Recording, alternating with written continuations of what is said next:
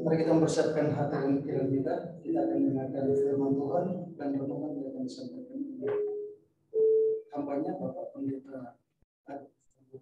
Sambil mempersiapkan, kita akan membaca pujian yang berkata, Aku datang dan aku bersujud.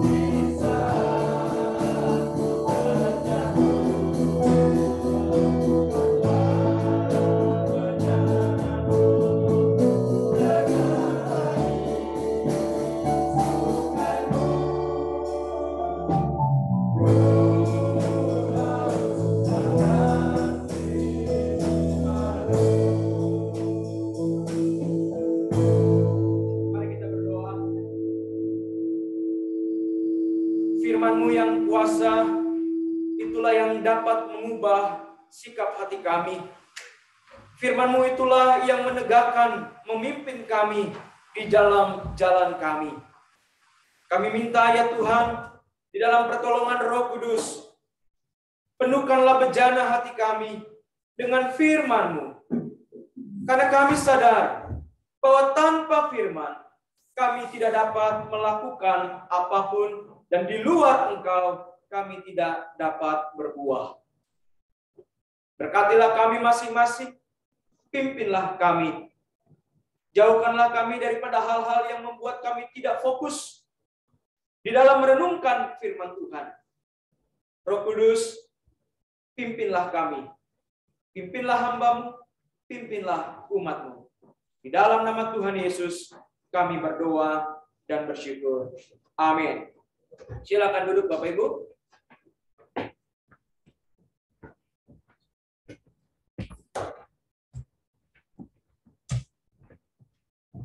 Shalom. Sekali lagi shalom. Selamat hari Minggu buat kita semua. Puji Tuhan, dari wajah-wajahnya semua boleh dalam keadaan yang baik, keadaan yang sehat. Amin. Amin. Ini aminnya kok nggak semangat? Karena dingin atau karena apa ya?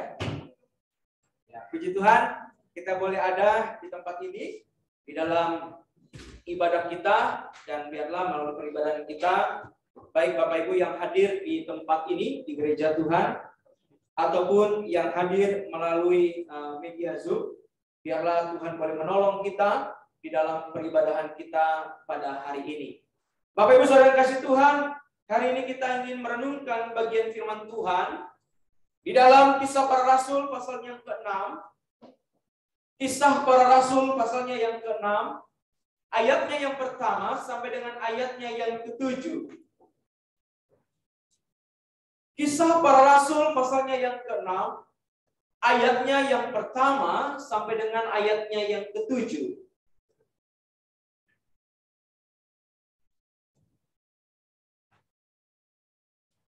Jika Bapak Ibu sudah mendapatkannya, mari kita akan membaca bergantian. Saya akan membaca di dalam ayat yang pertama, kemudian Bapak Ibu akan membaca ayatnya yang kedua.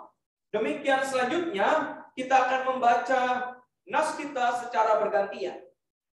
Silakan buka Alkitabnya, Kisah Para Rasul 6 ayat yang pertama sampai dengan ayat yang ke-7. Demikian firman Tuhan, saya akan mulai pada ayat yang pertama. Pada masa itu, ketika jumlah murid makin bertambah, timbullah sungut-sungut di antara orang-orang Yahudi yang berbahasa Yunani terhadap orang-orang Ibrani. Karena pembagian kepada janda-janda mereka diabaikan dalam pelayanan sehari-hari.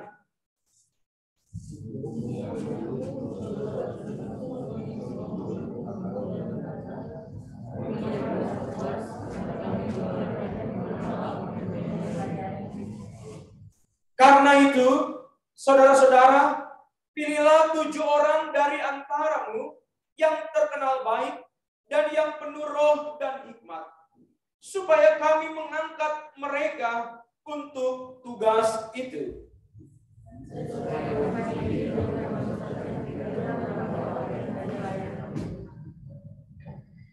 Usul itu diterima baik oleh seluruh jemaat, lalu mereka memilih Stefanus, seorang yang penuh iman dan Roh Kudus, dan Filipus, Prokorus, Nikanor, Timon, Parmenas, dan Niklaus, seorang penganut agama Yahudi dari Antioquia.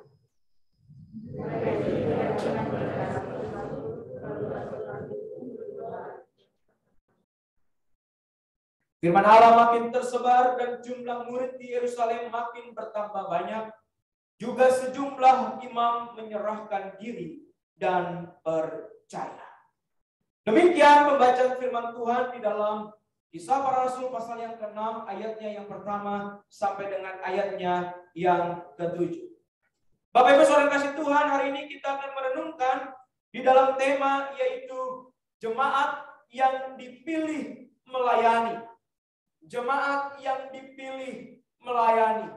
Saudara, pada tahun 2021 yang lalu, bulan Oktober, Sekolah Tinggi Teologi atau Seminari Alkitab Asia Tenggara, STT Saat, melakukan penelitian kepada 44 gereja dan jumlah koresponden sejumlah 3.483 orang yang terbagi. Gereja-gereja itu ada di lingkup Indonesia, di Jerman, di Jepang, dan beberapa negara di Hong Kong, Taiwan. Bapak Ibu saudara kasih Tuhan, koresponden adalah gereja-gereja Indonesia, baik di Indonesia maupun di luar negeri. Di dalamnya ada GI3 Gunma kita, Bapak Ibu yang sudah mengisi formulir atau angket yang waktu itu diberikan. Terima kasih untuk kerjasamanya. Dan di dalamnya juga ada GI3 Oharai. Bapak Ibu, penelitian dilakukan dengan mengarahkan kepada 5 fungsi gereja sekaligus 5 area pertumbuhan rohani bagi jemaat. Fokus daripada penelitian ini adalah yang pertama, ibadah. Yang kedua adalah pembinaan atau pemuritan. Yang ketiga, persekutuan. Yang keempat, pelayanan. Dan yang kelima adalah pekabaran Injil. Ada 5 area yang sekaligus juga menjadi 5 fungsi gereja bagi pertumbuhan iman jemaat Tuhan. Bapak Ibu, namun demikian, ketika survei ini dilakukan, 44 gereja, 3.483, ketika dikaitkan dengan keterlibatan pribadi dalam pelayanan, angka daripada survei tersebut menunjukkan bahwa sebelum pandemi, keterlibatan jemaat Tuhan di dalam pelayanan nilainya 70%. Di atas 70%. Tetapi Bapak Ibu, selama masa pandemi sampai saat ini atau sampai survei itu dilakukan Oktober 2021, pelayanan daripada umat Tuhan di gereja angkanya menunjukkan 25%. Bapak Ibu, artinya ada penurunan daripada pelayanan jemaat Tuhan sebelum pandemi, setelah pandemi sampai dengan Oktober 2021. Dan Bapak Ibu, ketika ditanyakan di dalam survei tersebut, bagaimana keterkaitan pelayanan dan seluruh aspek daripada fungsi area pertumbuhan iman jemaat, penelitian tersebut menunjukkan bahwa fungsi gereja, nilai yang paling kecil di dalam 5 fungsi dan 5 area tersebut adalah pelayanan. Saya ketika mendengarkan presentasi termasuk menghitung penelitian tersebut sangat kaget. Oleh karena apa Bapak Ibu? Semuanya mengatakan bahwa ibadah itu menjadi nomor 1, penting. Pembinaan itu penting. Pemuritan itu penting. Persekutuan itu penting. Tetapi saudara, ada nilai yang paling kecil di situ, yaitu misi, dan yang paling rendah adalah pelayanan. Bapak Ibu saudara kasih Tuhan, temuan dari penelitian ini, yaitu penelitian STT Saat, memberikan kepada kita sebuah pertanyaan. Mengapa di tengah-tengah pergumulan gereja dan umat Tuhan menghadapi pandemi, justru semangat pelayanan itu menjadi turun? Kalau begitu, apa pemahaman pelayanan dalam konsep jemaat Tuhan? Apa yang harusnya jemaat lihat pada saat pergumulan itu ada? Hari-hari ini gereja Tuhan, Indonesia, Jepang, dan seluruh dunia pada saat ini sedang menghadapi pergumulan. Pergumulan kita bersama adalah pandemi COVID-19 ini yang sudah menjadi op-op. Dia punya mama, dia punya tante, sebentar lagi muncul. Bapak Ibu Saudara kasih Tuhan, di tengah-tengah pergumulan tersebut, gereja bertanya, bagaimana arah pelayanan gereja? Bapak Ibu Saudara kasih Tuhan, di dalam Kisah Para Rasul memberikan kepada kita sebuah catatan mengenai keadaan gereja mula-mula. Pada saat pencurahan Roh Kudus, pelayanan Tuhan menghasilkan pertobatan massal. Dari 120 orang menjadi lebih kurang 5.000 orang.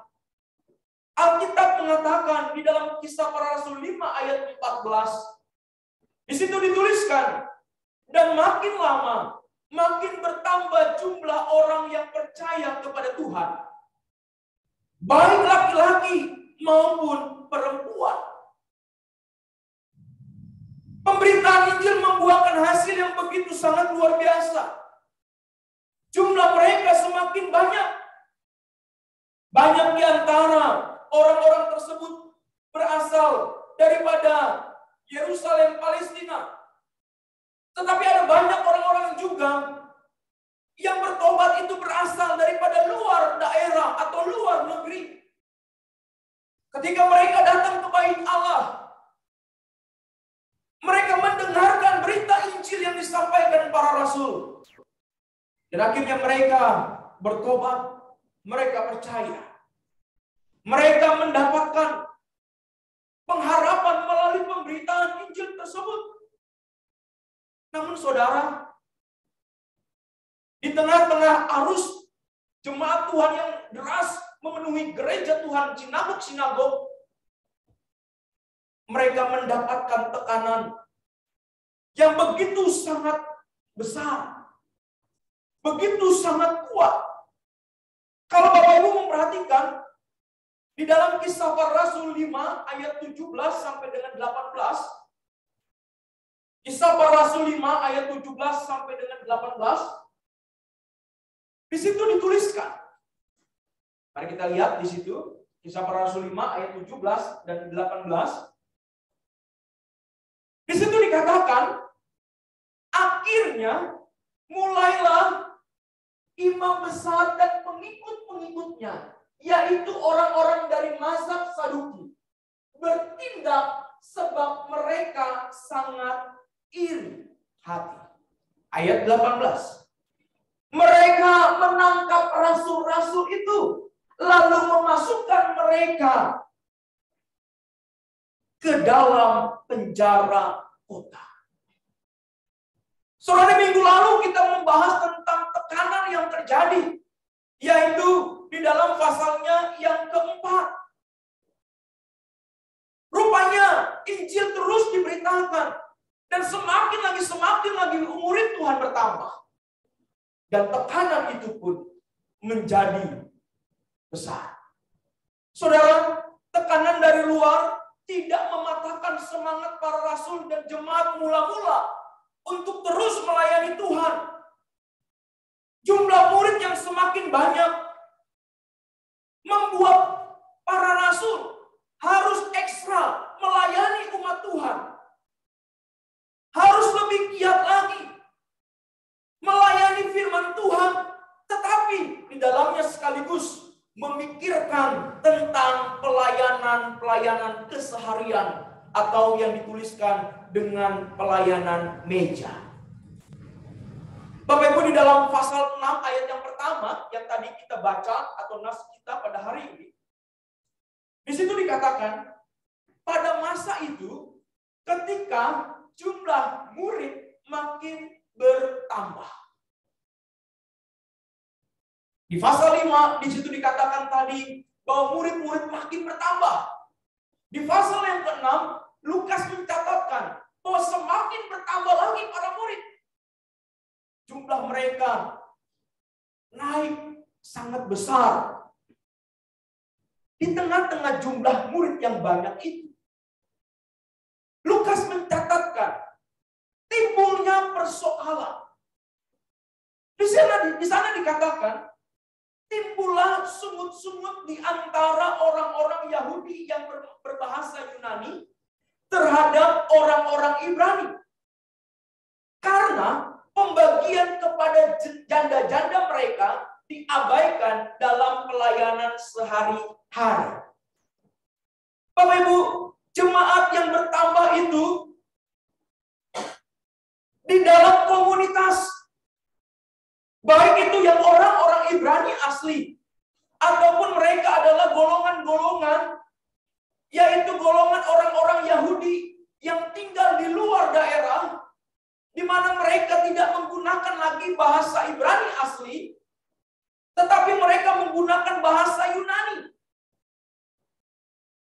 Dan juga di dalamnya ada orang-orang luar daerah atau luar negeri yang bukan orang Yahudi. Baik itu karena perkawinan campur, ataupun orang-orang non-Yahudi yang datang ke Yerusalem, kemudian mereka bertobat dan mereka menetap di Yerusalem. Bapak Ibu, golongan-golongan ini tercampur adukan di dalam komunitas umat Tuhan pada masa itu.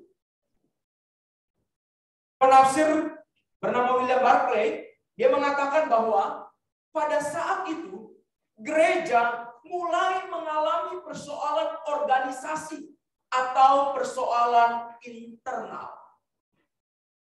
Persoalan tersebut timbul oleh karena apa? Oleh karena ketidakpuasan atas pelayanan Rasul dalam hal pelayanan sehari-hari. Saudara, artinya ketidakpuasan terhadap pelayanan hamba Tuhan, para rasul, itu bukan terjadi di zaman modern. Sudah terjadi pada abad pertama di dalam komunitas jemaat mula-mula. Persoalan gereja muncul. Ketidakpuasan muncul di sana. Oleh karena apa? Oleh karena orang-orang yang tidak berbahasa Ibrani itu, mereka mengira, mereka melihat, mereka merasa bahwa karena orang-orang Yahudi asli yang menggunakan bahasa Aram, bahasa Ibrani, mereka memiliki satu paradigma, konsep berpikir daripada keyahudiannya. Di dalam pola pikir mereka memikirkan bahwa keselamatan itu hanya bagi orang Yahudi.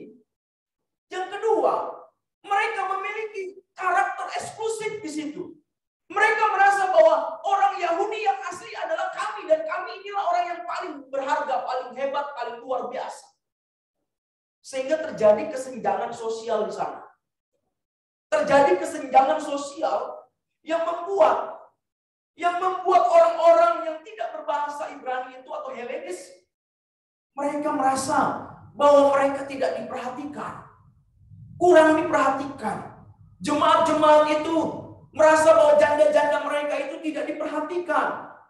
Nah, Bapak Ibu, latar belakang daripada hal ini, kalau kita membaca daripada pembacaan kita di minggu lalu dan 2 minggu lalu, secara khusus ketika kita melihat di pasal yang keempat ayatnya yang ke-36 sampai dengan pasal 5 ayat pertama ayat yang kedua, di situ dituliskan bahwa orang-orang Yahudi itu atau orang-orang pada saat itu, mereka yang kaya, mereka menjual harta bendanya. Betul? Nah, kita mengatakan demikian kan? Mereka menjual harta bendanya dan kemudian hasil penjualan itu mereka bawa dan letakkan di kaki para rasul. Di kaki para rasul. Apa maksudnya di sana? Pada saat itu, pada zaman gereja mula-mula, belum ada pola pelayanan yang terstruktur dengan baik. Sehingga semua pelayanan pada saat itu dikerjakan oleh para rasul dan juga tenaga-tenaga volunteer yang menolong para rasul, 12 rasul itu untuk melayani para janda-janda, orang-orang miskin yang membutuhkan pertolongan. Pada hari Jumat atau sebelum Sabat itu, memasuki Sabat itu, para rasul dan juga orang-orang yang membantunya, mereka akan pergi ke rumah-rumah. Mereka akan pergi ke rumah-rumah atau ke tempat-tempat sinagog, kumpulan-kumpulan komunitas, pada Jumat pagi mereka akan pergi dan mereka akan mengambil derma-derma atau mengambil hasil penjualan mereka. Jadi dilakukan pada Jumat pagi, ya, Jumat pagi. Kemudian Bapak Ibu, pada Jumat sorenya, hasil daripada pemberian tersebut akan didistribusikan, akan dibagikan kepada janda-janda, kepada orang-orang susah, kepada orang-orang miskin, untuk memenuhi kebutuhan mereka sepanjang 1 minggu. Ya, 1 minggu. Ada penafsir mengatakan untuk memenuhi 14 kali makan. Ya, 14 kali makan. Lebih kurang 1 minggu. Mereka akan dipenuhi, disupport untuk kebutuhan hidup mereka. Wah, Bapak Ibu, kalau ini terjadi hari ini luar biasa ya. Saling support, saling membantu satu sama lain. Secara khusus bagi gereja-gereja kita yang ada di desa, yang ada di pedalaman, jemaat kota memberikan kepada jemaat yang di desa. Wah, ini luar biasa sekali. Karena ini pola yang ada di sana pada saat itu.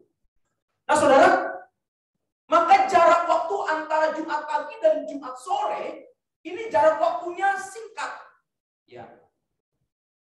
Maka di situ dikatakan bahwa muncullah kebersungutan atau sungut-sungut dari orang-orang Yahudi yang berbahasa Yunani. Mereka merasa bahwa janda-janda mereka itu dinomorduakan atau tidak diperhatikan. Ya, atau tidak diperhatikan. Nah, persoalan ini timbul di dalam pelayanan gereja. Ya, di dalam pelayanan gereja. Nah, saudara, karakteristik ketidakpuasan dan ingin dipuaskan itu ketika muncul di dalam komunitas seringkali membawa kepada kekacauan di dalam komunitas itu. Ya. Ketika hanya ingin apa? Ingin dipuaskan, ingin dipenuhi, dan kalau kurang ini menjadi persoalan. Saudara penafsir mengatakan bahwa diduga mereka ini mengada-ada juga. Memang ada kejadian itu, tetapi dibesar-besarkan. Mengapa? Itu tadi. Karena mereka merasa mereka kok seperti terasing di antara orang-orang Yahudi asli. Mereka merasa bahwa orang-orang Yahudi asli itu menomorduakan mereka. Katanya kita ini adalah satu komunitas, satu tubuh. Tapi kok perlakuannya begini? Maka begitu ada kejadian itu, janda-janda mereka tidak diperhatikan atau kurang diperhatikan, maka mereka membesar-besarkan itu. Dan timbullah kebersungutan. Saudara bisa bayangkan, kalau dari 100% kira-kira 5.000, hampir 10.000 orang, kalau 10%-nya saja bersungut-sungut, itu jumlahnya berapa itu ya? 1.000 orang. Bayangkan tuh 12 orang, 12 rasul dengerin 1.000 orang bersungut-sungut. Itu rasanya kepala pasti mau pecah itu. Dan kejadian itu bukanlah sekali, melainkan berkali-kali. Ya, berkali-kali. Terus-menerus. Maka kebersungutan itu ada di dalam para rasul itu. Sehingga saudara, rasul-rasul itu mengatakan, mari kita perhatikan di dalam ayat yang kedua. Ya, di dalam ayatnya yang kedua. Mari kita perhatikan di situ. Ayat yang kedua di situ dikatakan begini.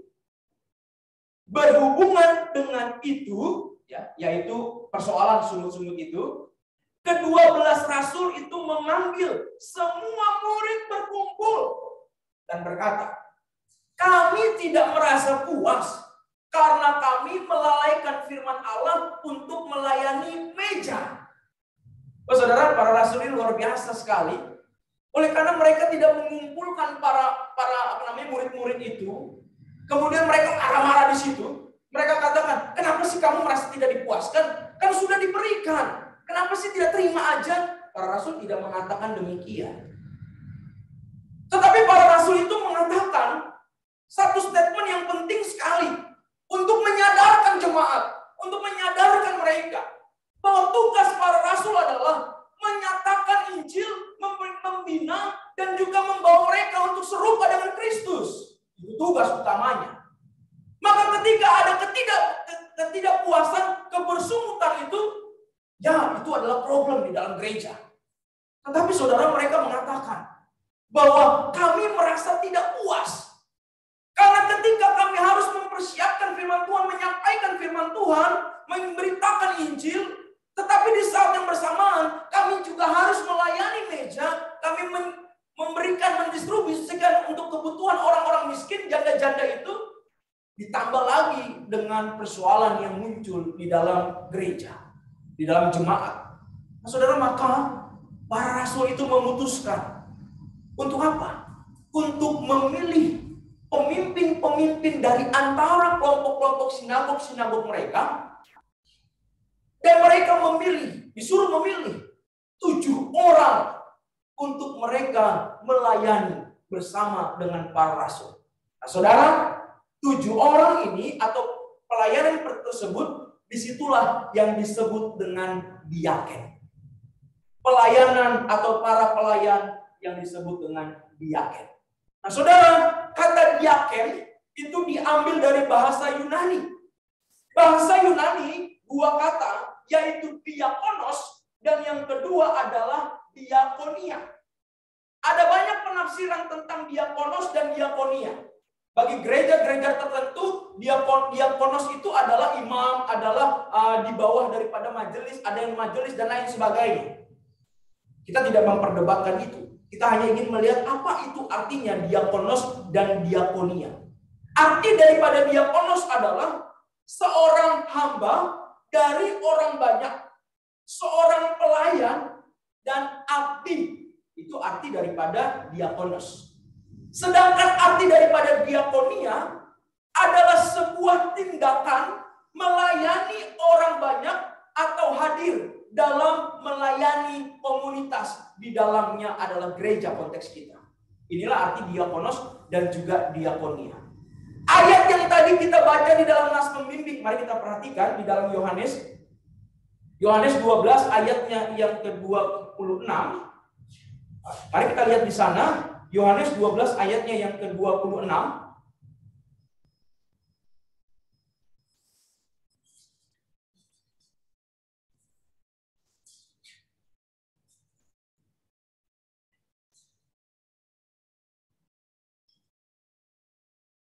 Kalau Bapak Ibu perhatikan di situ, di dalam terjemahan LAI atau terjemahan baru, di situ dikatakan, barang siapa melayani aku, ia harus mengikut aku, dan di mana aku berada, di situ pun pelayanku akan berada.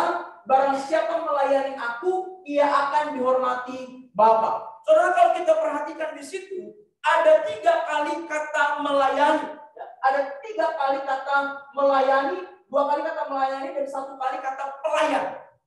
Kata yang dipakai di situ, Bapak Ibu, kata yang dipakai di situ adalah diakoneo, atau berasal daripada kata diakonos.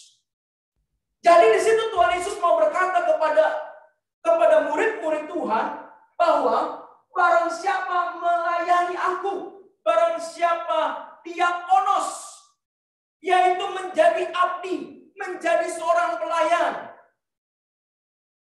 Ya, terus dikatakan ia harus mengikuti aku, dan di mana aku berada, di situ pun diakonosku pun berada. Ya, barang siapa melayani aku, diakonia. Bapak Ibu saudara kasih Tuhan, jadi Tuhan Yesus bilang begini, barang siapa melayani aku, yaitu dia yang menjadi hambaku, abdiku, pelayanku, di situ juga dia harus berdiakonia, yaitu melayani umat Tuhan. Saudara, Tuhan Yesus yang mengatakan itu. Yesus yang mengatakan itu. Bahwa barang siapa melayani aku, ya harus mengikut aku. Barang siapa, ya di mana aku berada, di situ pelayanku pun berada. Barang siapa melayani aku, ia dihormati Bapa. Jadi Bapak Ibu saudara yang kasih Tuhan, pelayan itu adalah orang-orang yang dipilih, dipanggil untuk mengerjakan kewajiban-kewajiban gereja. Untuk mengerjakan kewajiban-kewajiban atau tugas-tugas gereja.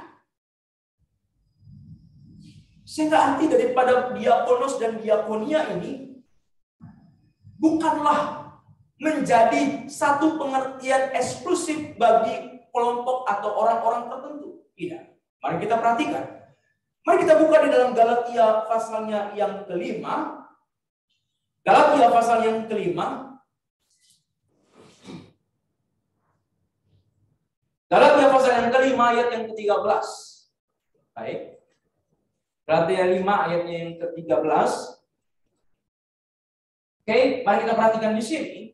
Mari kita perhatikan di sini dikatakan begini. Saudara-saudara, memang kamu telah dipanggil untuk merdeka, tetapi janganlah kamu mempergunakan kemerdekaan itu sebagai kesempatan kehidupan dalam dosa. Melainkan apa?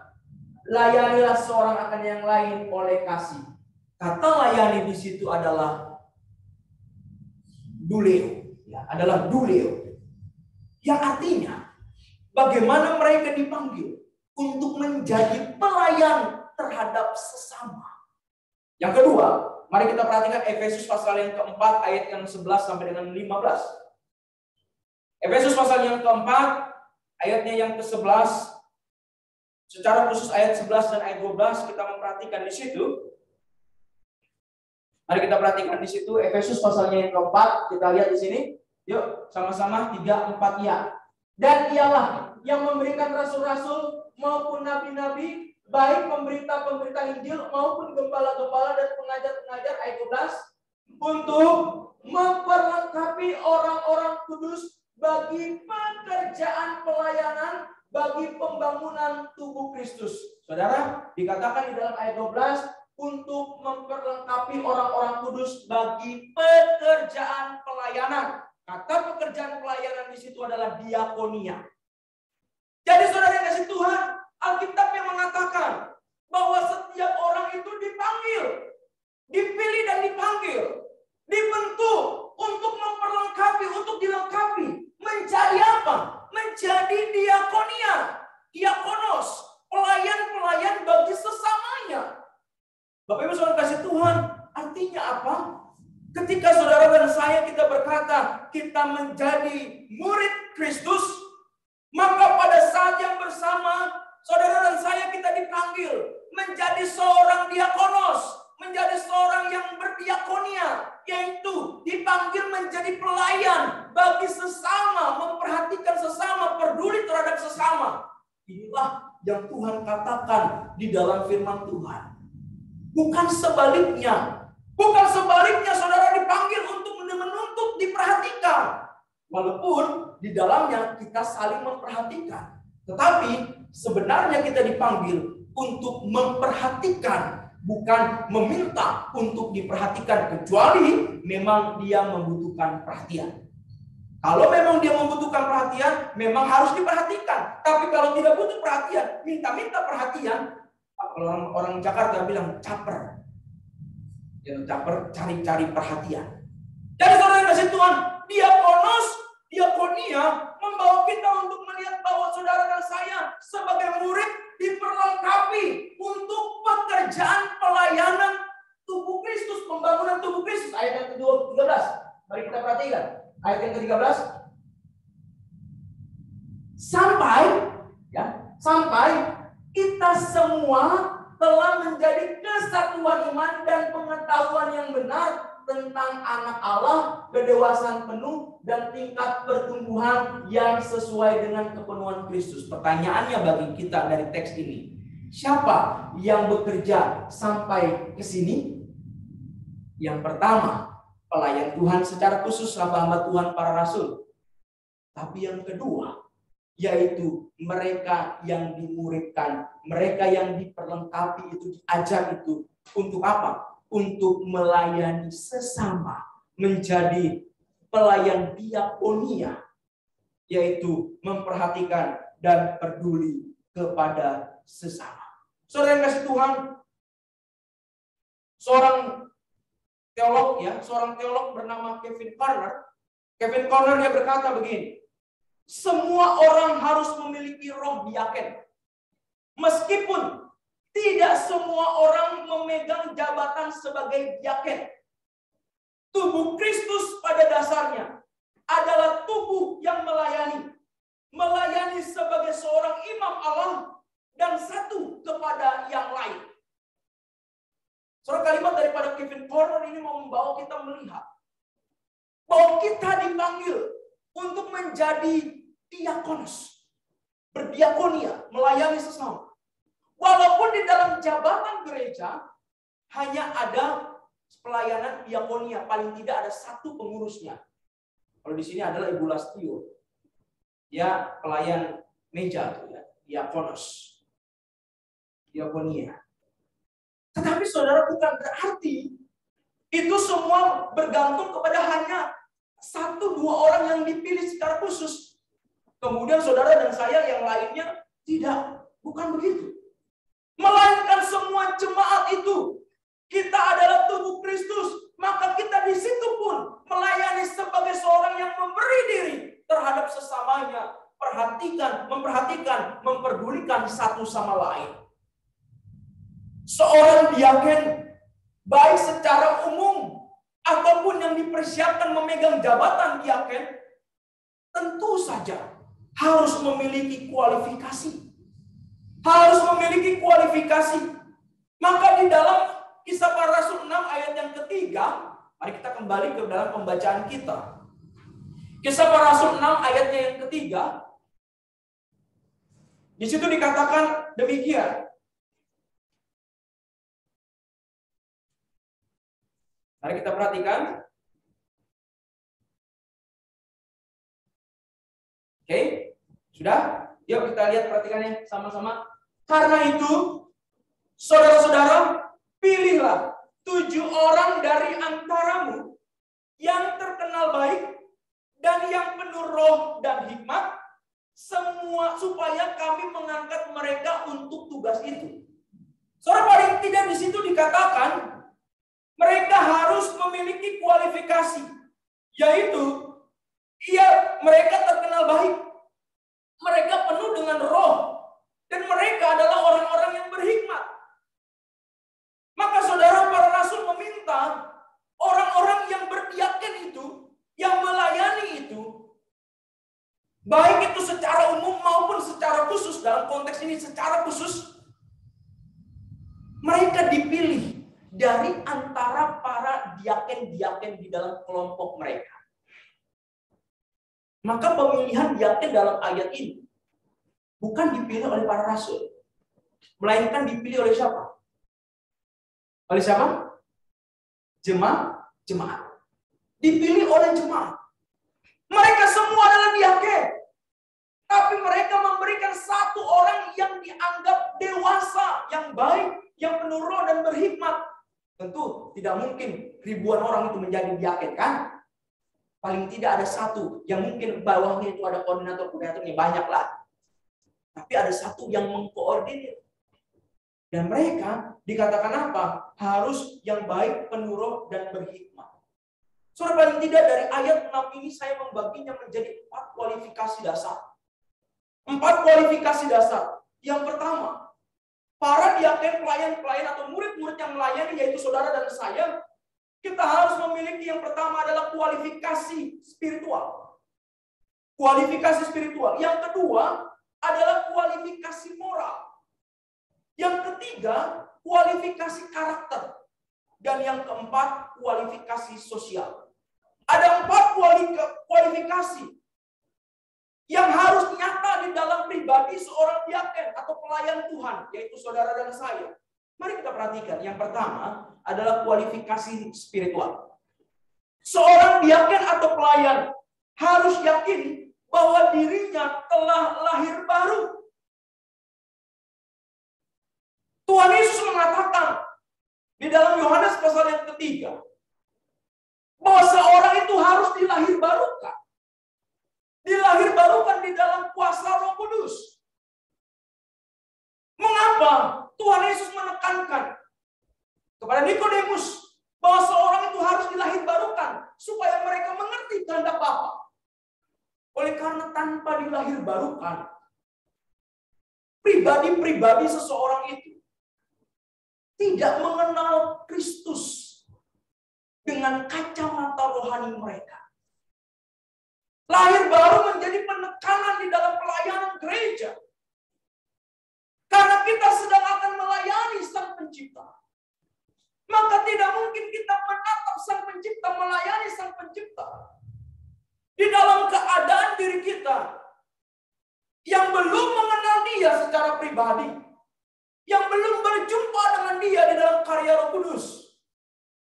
Maka lahir baru adalah kualifikasi utama bagi orang yang melayani Tuhan, bagi seorang diaken.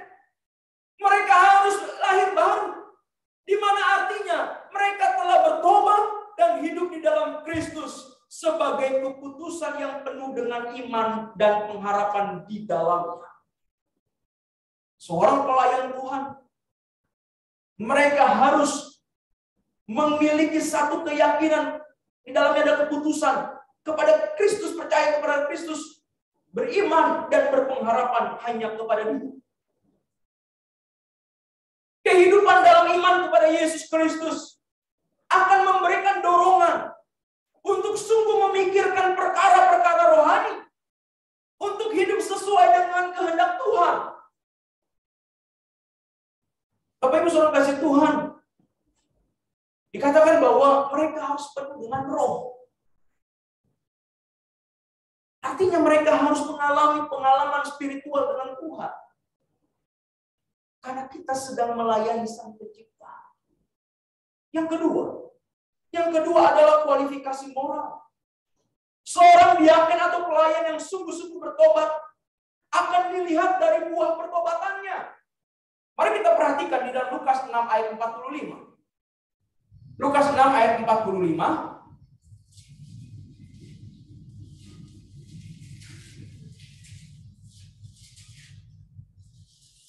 Mari kita perhatikan di situ.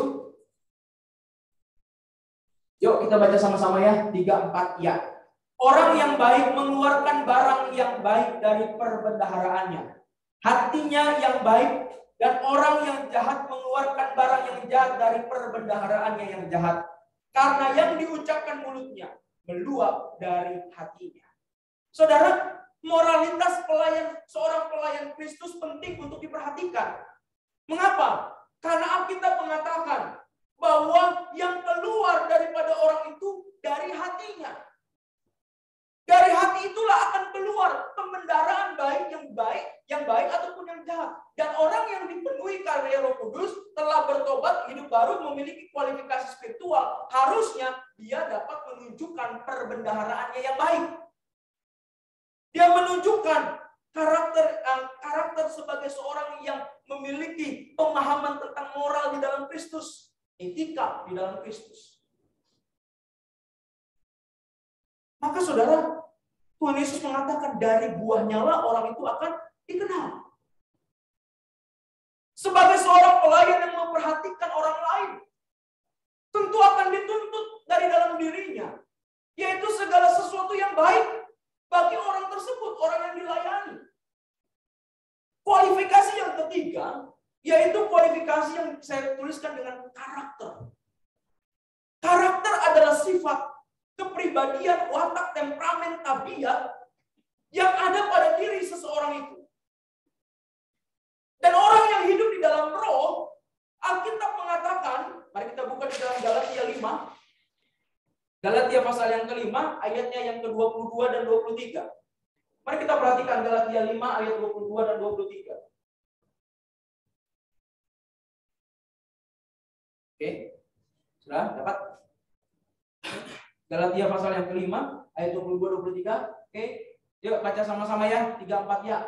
Tetapi buah roh ialah kasih, sukacita, damai sejahtera, kesabaran, kemurahan, kebaikan, kesetiaan, kelemah lembutan, penguasaan diri.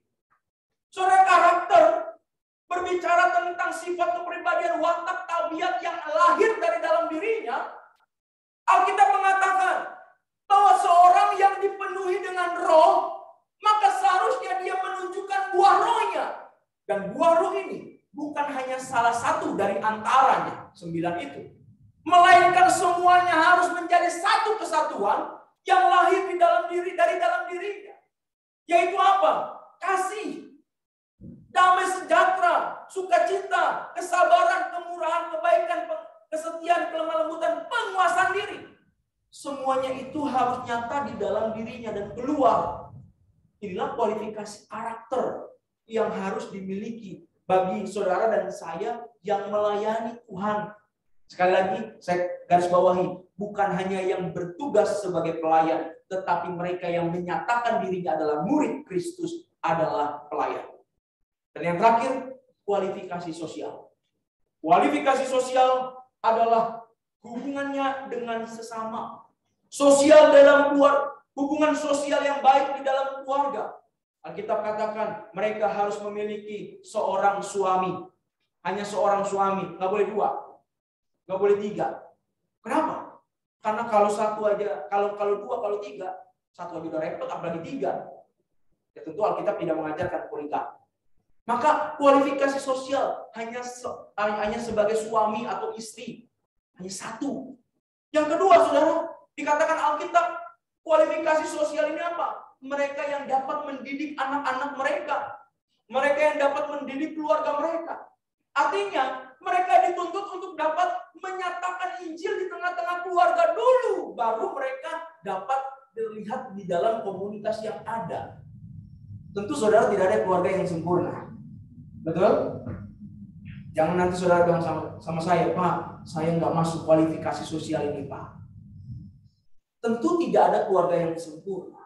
Tetapi Bapak Ibu, ketika kita menyatakan sebagai pelayan Tuhan, maka kita harus punya sesuatu yang penting bagi keluarga kita yang utama. Oleh karena ketika kita bisa melayani yang baik di luar sana, tetapi keluarga kita sendiri tidak terlayani.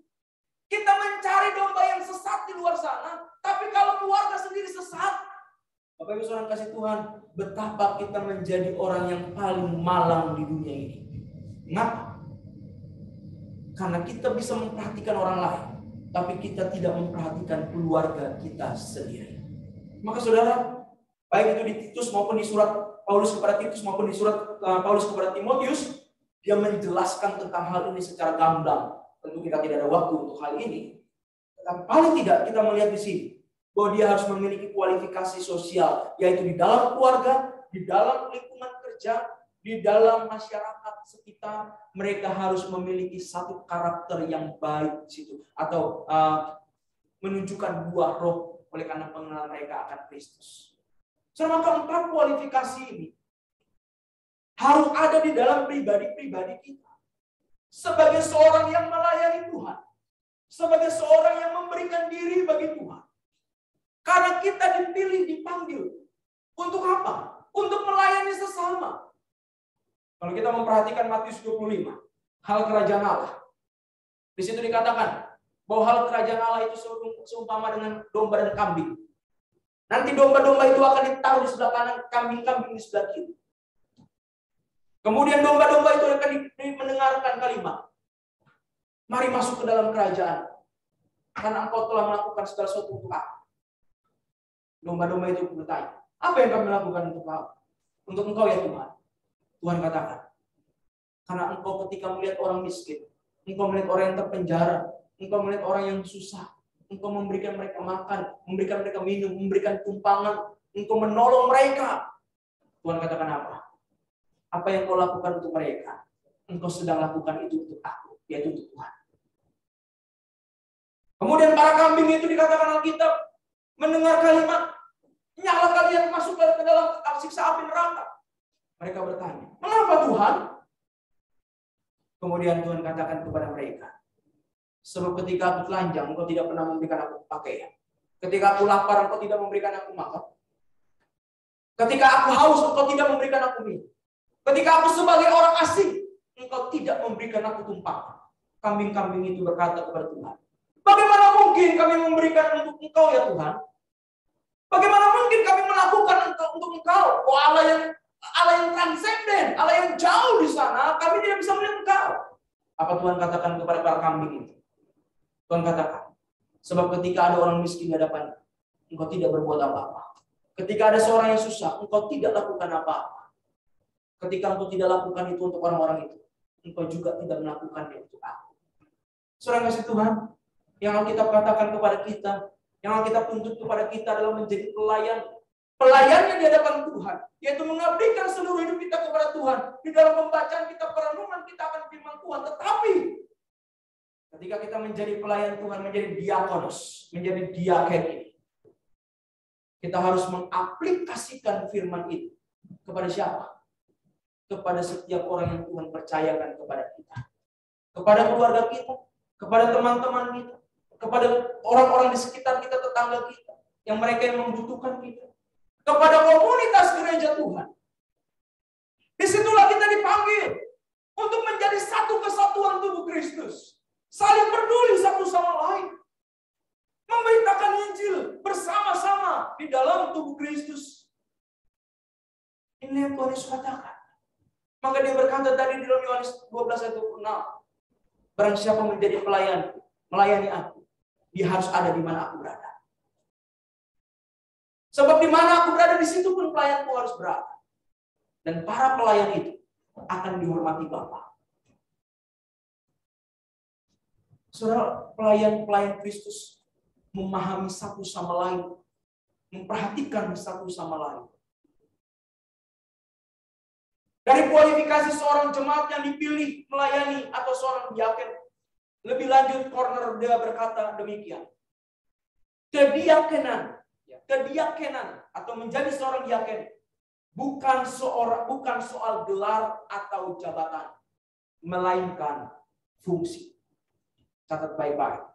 Menjadi seorang diaken bukan soal gelar atau jabatan, melainkan fungsi.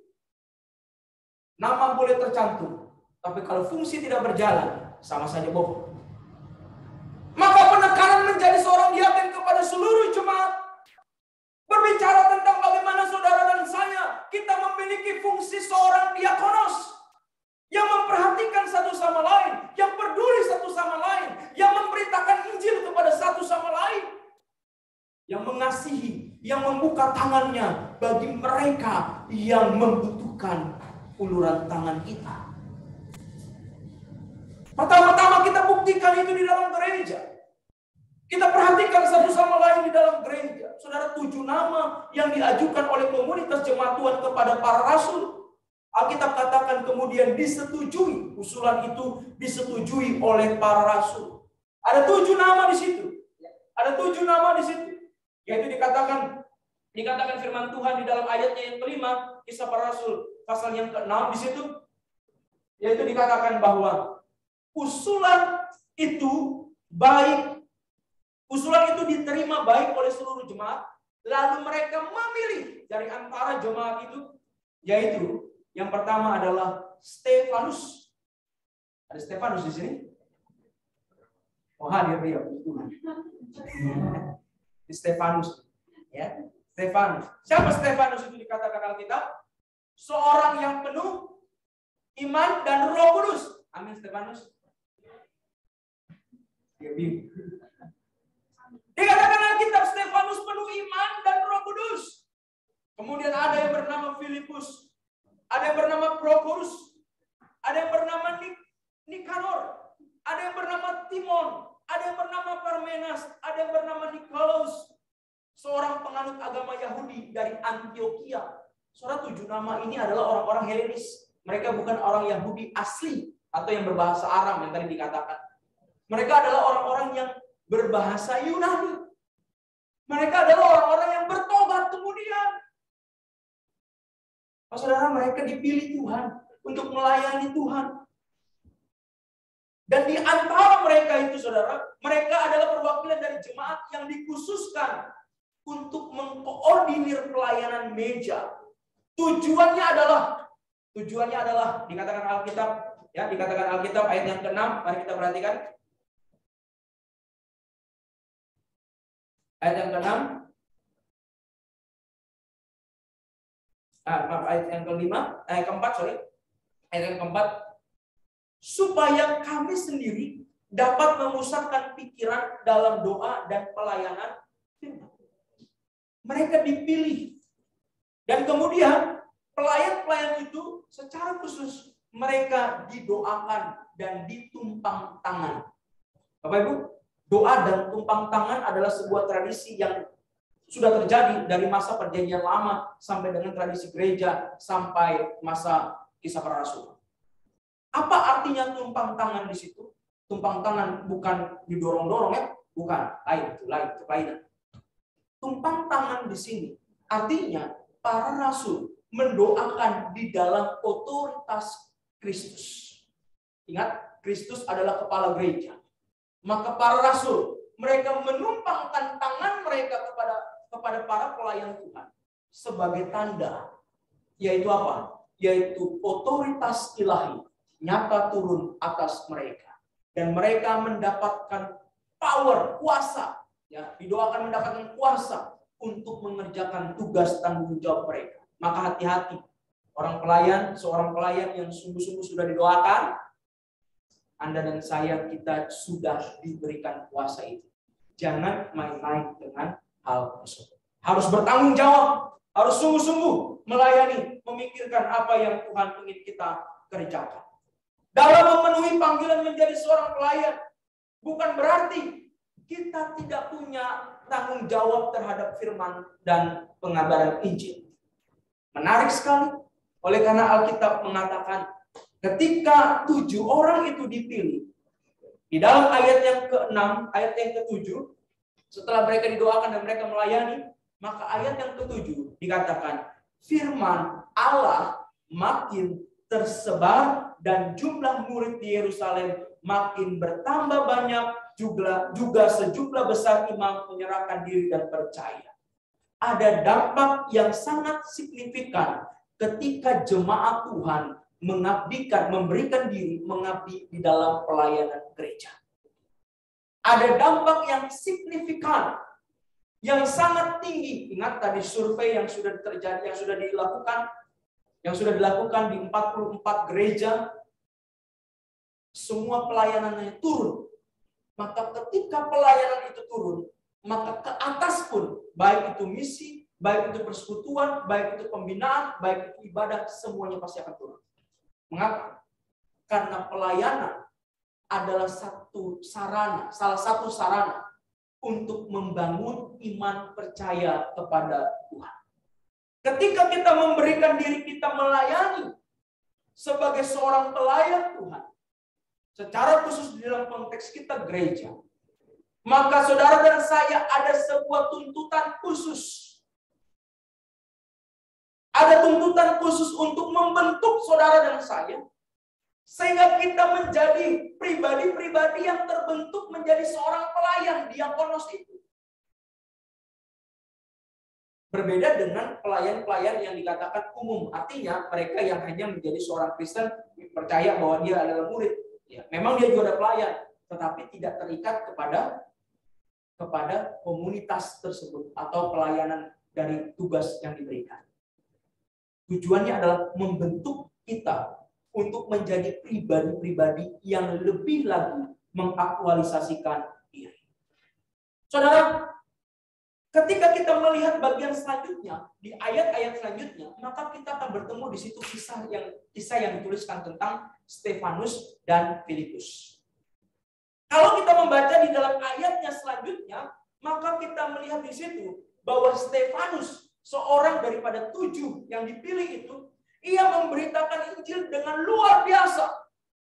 Sampai-sampai saudara, apa yang terjadi? Stefanus menjadi martir. Amin, Stefanus. Stefanus menjadi martir. Apa artinya saudara? Ketika ia dipilih, dipanggil, dan kemudian ia didoakan, kuasa Tuhan bekerja, ia giat melayani. Dia bukan hanya melayani, memperhatikan satu sama lain dengan membagikan kebutuhan-kebutuhan mereka, tetapi ia juga menjadi seorang pelayan pekabaran Injil yang dituliskan dalam Kisah Para Rasul. Yang kedua adalah Filipus. Ia dipanggil untuk melayani. Ia luar biasa, mereka luar biasa. Dan catatan gereja, 5 nama lainnya, dicatatkan mereka juga menjadi tokoh-tokoh yang kemudian menggembalakan jemaat-jemaat yang ada di sana. Bapak Ibu Saudara kasih Tuhan, para pelayan, dengan demikian tantangan gereja. Kita lihat ada tantangan gereja di dalam konteks Kisah Para Rasul. Dalam konteks kita ada tantangan gereja. Tapi selain tantangan, di situ juga ada panggilan. Ada panggilan untuk saudara dan saya melayani Tuhan. Ada panggilan untuk saudara dan saya kita menyerahkan diri untuk melayani Tuhan. Secara khusus dalam konteks gereja. Tetapi juga di dalam keluarga, sosial masyarakat kita, di semua tempat Tuhan memanggil saudara dan saya untuk melayani Dia. Menjadi seorang diakonos, seorang yang memberikan diri untuk orang lain, seorang yang memperdulikan satu sama lain. Maka saudara menjadi pelayan Tuhan. Itu bukan aib. Menjadi pelayan Tuhan itu bukan sesuatu yang menyusahkan. Tetapi menjadi pelayan Tuhan adalah sebuah berkat khusus. Ya, berkat khusus yang Tuhan nyatakan, Tuhan berikan kepada saudara dan saya. Sebagaimana yang Yohanes 12 ayat 26 katakan, di mana aku berada, di situ pelayanku pun berada. Di mana aku berada, di situ pelayanku berada, dan pelayanku itu akan dihormati Bapa. Apa artinya? Ketika kita melayani Tuhan, memberikan diri melayani Tuhan secara khusus, itu adalah berkat khusus yang Tuhan sediakan bagi saudara dan saya. Mungkin saudara berkata, Pak, saya nggak bisa buat apa-apa, Pak. Saya gaptek. Pak, saya nggak bisa buat apa-apa. Itu uang aja salah-salah, Pak. Pak, saya nggak bisa tersenyum karena gigi saya ada bolong. Mungkin saudara menatap saya dan berkata, Pak, saya tidak bisa apa-apa, tidak punya skill apa-apa. Tetapi bukankah Tuhan memanggil para rasul bukan dengan skill tertentu? Tuhan panggil para rasul bukan dengan satu kualifikasi yang berdasarkan kehebatan mereka. Mereka bekerja bukan sebagai seorang akuntan yang hebat. Mereka bukan bekerja sebagai seorang pemimpin yang luar biasa pada masa itu. Mereka hanya bekerja di dalam pekerjaan yang biasa. Mereka bekerja sebagai nelayan. Mereka hanya bekerja yang biasa. Mereka hanya orang yang tidak dipandang, pemungut cukai. Mereka bukan orang-orang yang wah. Tapi bukankah Paulus berkata dalam Korintus, mereka yang bodoh dipakai Tuhan untuk memalukan mereka yang berkata hikmat. Mereka yang tidak bisa apa-apa ketika menyerahkan diri untuk melayani Tuhan. Bukankah karunia Tuhan itu menyertai mereka yang melayani Tuhan? Mereka yang menyerahkan diri untuk melayani Tuhan. Bukankah Dia sendiri yang membentuk pelayan-pelayannya untuk menjadi pribadi-pribadi yang berbuah dalam kebenaran? Saudara saya, mari kita pikirkan lebih jauh lagi. Hidup ini untuk apa? Bukankah hidup ini untuk memuliakan Tuhan, menikmati Tuhan di dalam keagungannya, di dalam karya yang besar itu di dalam hidup kita? Maka sebagai seorang yang sudah menikmati kasih Tuhan, firman Tuhan menantang Bapak Ibu dan saya. Firman Tuhan memanggil kita untuk menjadi pelayan-pelayan Tuhan. Pelayan-pelayan Tuhan yang hidup di dalam kualifikasi spiritual, kualifikasi moral, kualifikasi daripada karakter, dan kualifikasi sosial yang baik. Dan itulah kita dipanggil untuk memperhatikan satu sama lain. Dimulai dari gereja kita.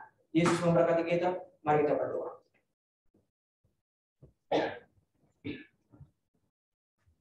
Bapa di sorga, lihatlah masing-masing kami pribadi-pribadi ini ya Tuhan. Kami sungguh datang kepadamu, mengkoreksi hati kami. Kami adalah umat yang telah dipanggil, umat yang telah dipilih, dipanggil, dan umat yang dikhususkan percaya kepadamu. Kami adalah anak-anak-Mu. Maka sudah seharusnya ya Tuhan, kami melayani-Mu. Namun seringkali kami enggan untuk melayani Tuhan.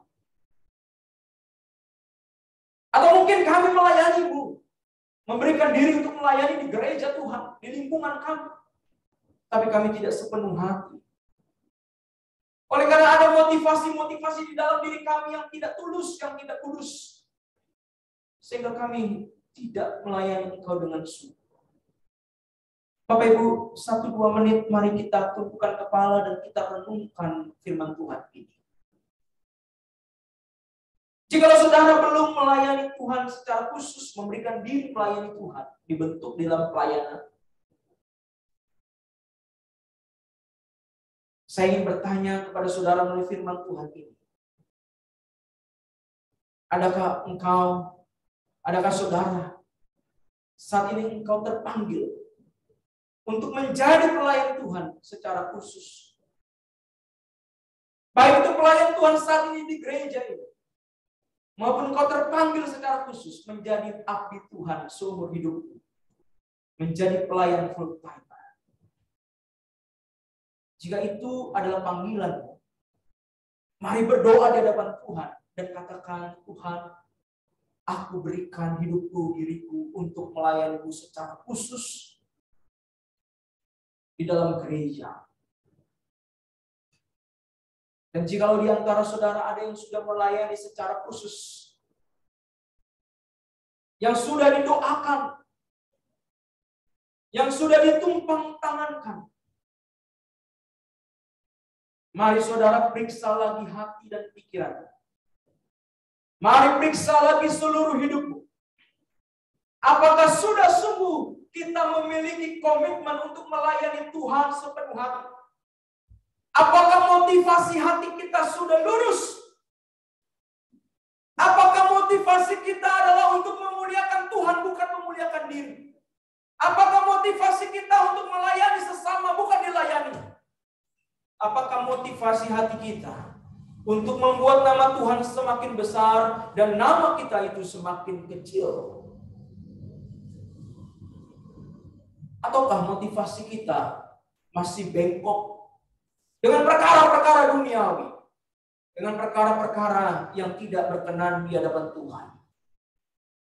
Mari kita perbaharui komitmen kita. Pelayan Tuhan adalah pribadi-pribadi yang sungguh memberikan diri, hidup matinya hanya untuk Tuhan. Itu panggilan dan berkat khusus yang Tuhan sediakan bagi kita. Mari kita perbaharui komitmen kita sebagai pelayan-pelayan. Mari kita komitmen untuk melayani Tuhan dengan sungguh beribadah kepada Tuhan. Beribadah di dalam gerejanya yang kudus ini. Mari kita memuliakan Tuhan dengan memberi diri kita dengan sepenuh hati untuk mengabdi hanya kepada Tuhan, menjadi murid Tuhan. Mari kita perbaharui komitmen. Mari kita berikan diri kita melayani Tuhan. Karena kita dipanggil menjadi pelayan-pelayan abdi-abdi Tuhan. Bapa, Engkau telah melihat doa kami, komitmen kami di hadapan-Mu di gereja ini ya Tuhan. Ya Tuhan, kasihanilah kami. Lihatlah kami pribadi-pribadi, telisiklah hati dan pikiran kami. Untuk kami sungguh memberikan diri menjadi pelayan Tuhan. Memperbaharui komitmen kami. Untuk kami lebih giat lagi melayani Tuhan. Roh Kudus, kasihanilah kami. Pimpinlah kami. Sertailah kami. Terima kasih ya Tuhan untuk firman-Mu. Dan biarlah Roh Kudus menolong kami untuk kami melakukan firman-Mu. Dan biarlah kami berdoa ya Tuhan, menyerahkan untuk jemaat Tuhan yang saat ini bergumul. Bergumul untuk mereka ingin hadir dalam ibadah namun sulit keadaannya. Kami berdoa biarlah hikmat Tuhan nyata atas mereka. Sehingga tantangan itu tidak membuat mereka mundur, melainkan membuat mereka semakin giat lagi berdoa agar mereka bisa ibadah. Kami berdoa ya Tuhan yang saat ini sedang bergumul dalam sakit penyakit. Kami berdoa untuk Ibu Joyce yang saat ini terbaring di rumah sakit pasca operasi. Kami bersyukur tanggal 27 yang lalu hamba-Mu telah menjalankan operasi dan berjalan dengan baik. dan saat ini sedang proses pemulihan. Tuhan berkati, Tuhan pulihkan keadaannya. Kami berdoa ya Tuhan, menyerahkan untuk Ibu Elsa dalam masa kandungan, dalam masa kehamilan. Tuhan berkati masa-masa ini. Kami berdoa ya Tuhan agar proses kehamilan ini terus berjalan sampai lahir di dalam keadaan yang baik, sehat, kuat. Saat ini hamba-Mu tidak bersama-sama dengan kami, namun hadir di dalam media Zoom. Kami berdoa kiranya Tuhan kuatkan, Tuhan memberikan kesehatan kepada Ibu Elsa, kepada bayi yang dalam kandungan. Tuhan berkati Bapak Ferry sebagai suami yang mendampinginya. Tuhan menolong, Tuhan menyertai. Kami juga berdoa ya Tuhan, menyerahkan untuk Ibu Mince. Kami bersyukur untuk pimpinan Tuhan sehingga Ibu Mince boleh kembali ke Jepang dengan keadaan yang baik, keadaan yang sehat. Demikian juga keluarga di Paloko yang dalam keadaan baik dan sehat. Kami bersyukur untuk pimpinan Tuhan. Dan saat ini hamba-Mu sedang menjalankan masa karantina yang ditentukan oleh pemerintah. Tuhan berkati. Tuhan sertai selalu. Terima kasih Bapak. Kami serahkan untuk jemaat Tuhan yang bergumul dengan pergumulan karakter, pergumulan berbagai macam hal di dalam diri. Ya Tuhan, Engkau Allah yang tahu, Engkau Allah yang melihat. Biar Tuhan boleh pimpin, Tuhan boleh sertai, sehingga kami semua, jemaat Tuhan yang dalam pergumulan, kami boleh dapat membuka mata hati dan pikiran kami, menatap kepada Yesus Kristus, Tuhan dan Juru Selamat, Allah yang memberikan kami, yang dapat mengubahkan kami dan memimpin kami. Terima kasih Tuhan, kami bersyukur ya Tuhan untuk orang tua, keluarga kami yang kami kasihi di Indonesia. Tuhan boleh pimpin mereka sampai hari ini. Kami bersyukur untuk beberapa waktu yang lalu, mama daripada Ibu Juliet, Tuhan boleh berkati sehingga usianya 77 tahun saat ini. Tuhan boleh pimpin, Tuhan boleh berkati. Sertailah hamba-Mu, sertailah dalam masa tuanya, biarlah sukacita dari Tuhan boleh turun atasnya. Berkati keluarga yang di Indonesia bersama-sama dengan orang tua. Baik itu orang tua Ibu Juliet maupun orang tua kami semua yang kami kasih. Tuhan pimpin, Tuhan berkati. Kalau ada di antara kami orang tua kami yang bergumul dengan sakit penyakit, walaupun kami tidak dapat bersama dengan mereka, namun biarlah kami boleh berdoa agar Tuhan boleh memberkati mereka di masa tua mereka. Terima kasih Bapak. Kami serahkan pekerjaan masing-masing jemaat, studi masing-masing jemaat yang akan menyelesaikan masa akhir studi, baik itu Saudara Nando, Saudara Fadel, dan juga yang lainnya. Tuhan boleh pimpin Ayumi yang akan menyelesaikan masa sekolah dan akan masuk perguruan tinggi. Tuhan pimpin baik yang akan melanjutkan perguruan tinggi maupun yang akan masuk ke dalam dunia kerja. Tuhan berkati, Tuhan sertai pekerjaan yang akan mereka lakukan. Terima kasih Tuhan, kami serahkan seluruhnya ke dalam tangan pengasihan Tuhan. Berkati bangsa negara kami Indonesia, Jepang, secara khusus di dalam masa pandemi COVID-19 yang tidak jelas arahnya. Kami berdoa ya Tuhan, biarlah belas kasihan Tuhan boleh ada bagi bangsa negara, bagi Indonesia, bagi Jepang, bahkan bagi belahan dunia manapun yang saat ini sedang akan menghadapi badai gelombang Omikron atau badai gelombang COVID yang ketiga. Kami berdoa biarlah hikmat Tuhan boleh ada di dalam satgas-satgas, di dalam para pemimpin-pemimpin, sehingga mengambil keputusan dengan bijak, mengambil keputusan dengan adil untuk menanggulangi COVID-19 ini. Berkati para dokter, berkati para perawat yang ada di garis depan, kiranya Tuhan jaga lindungi mereka. Berkati proses pemberian vaksin secara khusus, baik itu vaksin yang pertama, kedua, maupun yang akan diterima, yaitu vaksin yang ketiga. Kiranya Tuhan juga menolong agar proses ini boleh berjalan dengan baik. Terima kasih Tuhan, kami serahkan semuanya ke dalam tangan Tuhan.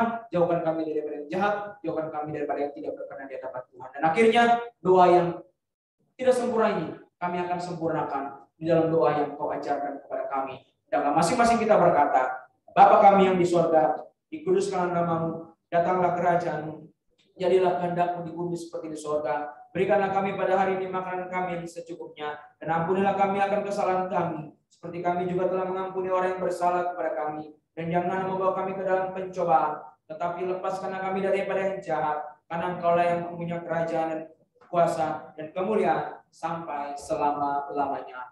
Amin. Saya kembalikan kepada yang bertugas.